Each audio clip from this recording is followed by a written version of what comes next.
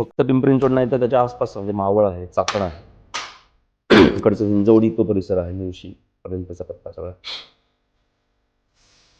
एक तर क्राईम अँगलनी म्हणलं तर म्हणजे जो पुणे बेंगलोर हायवे जो आहे, तर तो होण्यापूर्वीपर्यंत त्या जमिनींचे भाव आणि नंतर तो हायवे झाला, एक्सप्रेस हायवे झाला, म्हणजे ज्या लोकांकडे जमिनी खूप होत्या, म्हणजे आता आपण स्क्वेअर फूटमध्ये बघतो घरं, तर तिथे हेक्टरनी लोकांची घरं होती.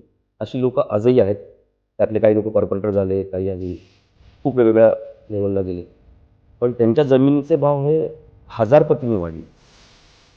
त्यांच्या आईवडिलांनी किंवा पूर्वापार ज्या जमिनी राखल्या म्हणा किंवा काय, तर त्या एवढी किंमत आली की पिंपरी चिंचवडमधला एक नगरसेवक असा आहे की ज्यांनी सगळ्यात पहिल्यांदा 5.5 करोड रुपयाची हमर गाडी आणली.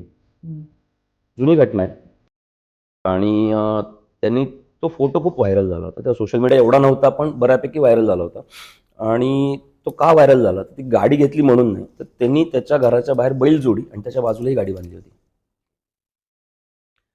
ही घटना ऑल ओव्हर वर्ल्डमध्ये चर्चेला आली की बाबा, म्हणजे कंपनीची लोक आली आणि ती गाडी आम्हाला परत द्या, इथपर्यंत ते गेलं होतं प्रकरण.